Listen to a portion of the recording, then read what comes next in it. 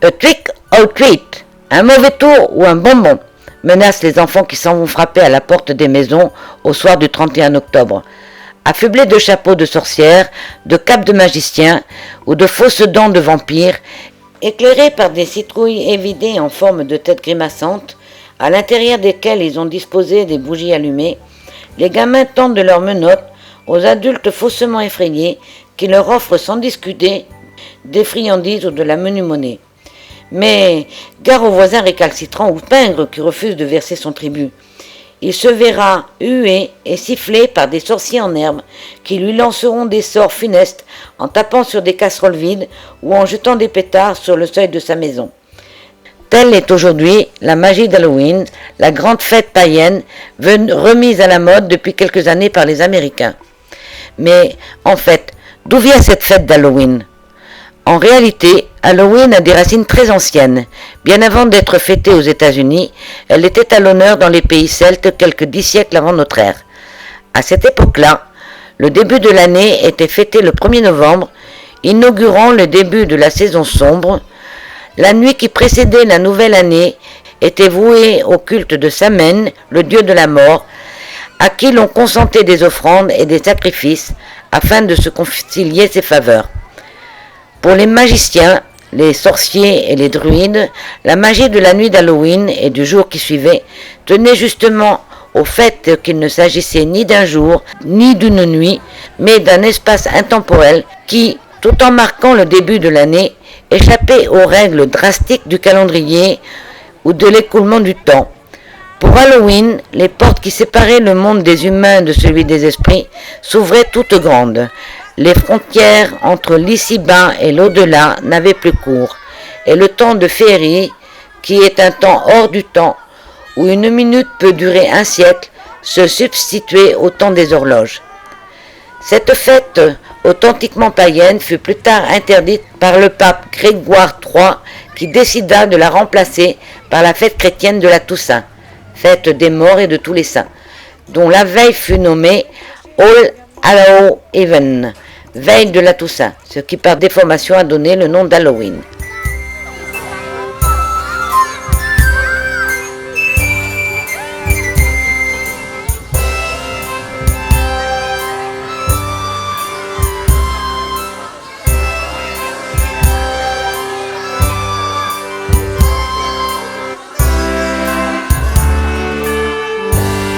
La nuit d'Halloween et le jour de Samhain ne faisaient partie ni de l'année qui venait de s'écouler, ni de l'année qui allait commencer.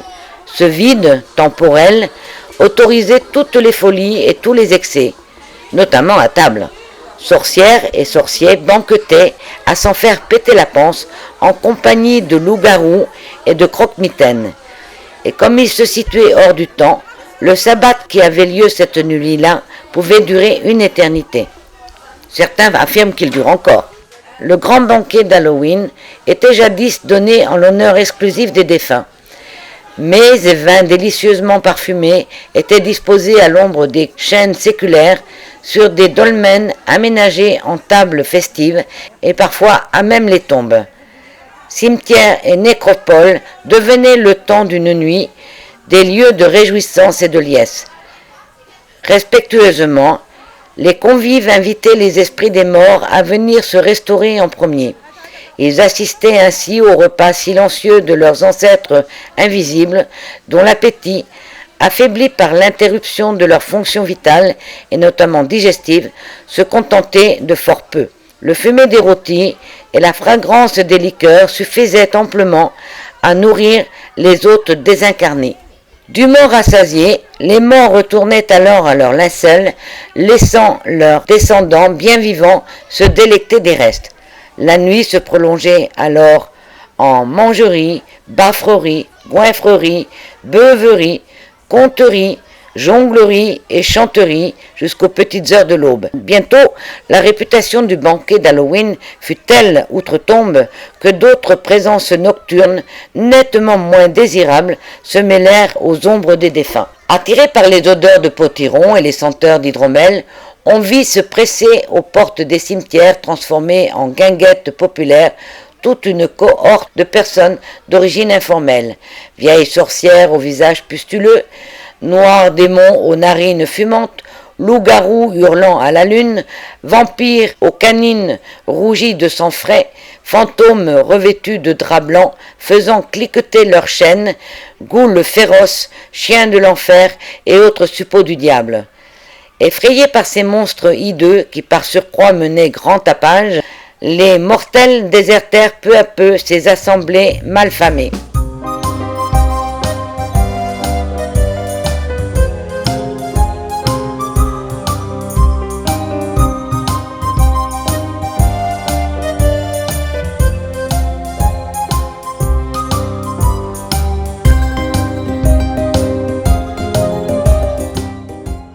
La nuit d'Halloween devint alors la nuit de toutes les peurs et tous les dangers, durant lesquels on se calfeutrait au fond des chaumières, portes et volets bien fermés, à l'abri des sarabandes endiablées des sorcières qui se déchaînaient au dehors. Aujourd'hui, cette nuit tant redoutée est redevenue une occasion de fête. Halloween est revenu au goût du jour et permet de renouer avec l'antique tradition des sabbats qui jadis réunissaient tous les sorciers et les sorcières de la région. Et même si l'on a des chances d'y croiser quelques squelettes fluorescents ou des masques de loups-garous, ce sabbat ne peut que se dérouler dans la liesse et la bonne humeur autour d'un festin magique où courges, potirons et potimarrons sont à l'honneur. Car si elle est une fête de l'ombre, Halloween anticipe le retour de la lumière. C'est pourquoi les couleurs sont le noir et l'orange, noir comme la nuit d'automne, orange comme les courges d'Halloween, préfiguration du soleil renaissant.